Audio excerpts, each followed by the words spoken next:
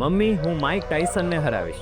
એક બોક્સર હતા બસ્ટર ડગલર, જે ડેથ બેડ ઉપર પડેલી એની માને આવો પ્રોમિસ કરે છે. એની મમ્મી આખા ગામમાં જઈને કહી આવે છે કે મારો છોકરો માઇક ટાયસનને હરાવશે. શું કહો છો, એ ન હરાવી શકે? ઇમ્પોસિબલ છે, મારો છોકરો કરીને બતાવશે.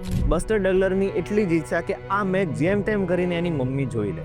પરંતુ મેચના 2 દિવસ પહેલા એના મમ્મીનું મૃત્યુ થાય છે. હવે મેચમાં જતી વખતે પણ બસ્ટર ડગલર બધાને કહે છે કે આજે માઇક ટાયસનને હું હરાવીશ.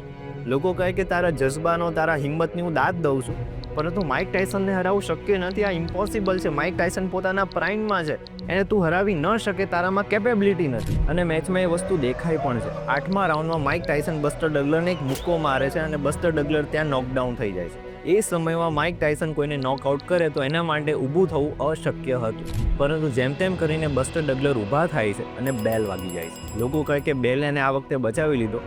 બીજા રાઉન્ડમાં માઇક ટાયસન એને ખાઈ જશે. એના પછીના રાઉન્ડની શરૂઆત થાય છે. માઇક ટાયસન ઊભા થાય છે એને ખાવા માટે. બસ્ટર ડગલર જેમ તેમ કરીને એને એક મુક્કો મારે છે, પછી બીજો, પછી ત્રીજો, પછી ચોથો, અને ત્યારબાદ માઇક ટાયસન નોકડાઉન થાય છે. જી હા, બસ્ટર ડગલરે માઇક ટાયસનને નોકડાઉન કરી દીધો. ધ ઇન્વિન્સિબલ માઇક ટાયસન એ દિવસે હારી ગયો. ત્યારબાદ મેચ પછી બસ્ટર ડગલરને પૂછવામાં આવ્યો કે આવું કેવી રીતે શક્ય બન્યું? તો એમણે કહ્યું કે મેં મારી મરતી માને પ્રોમિસ કર્યો હતો કે હું માઇક ટાયસનને હરાવીશ. કાં તો હું આજે જીતી જાત અને કાં તો આજે હું મરી જાત, અને હું જીતી ગયો.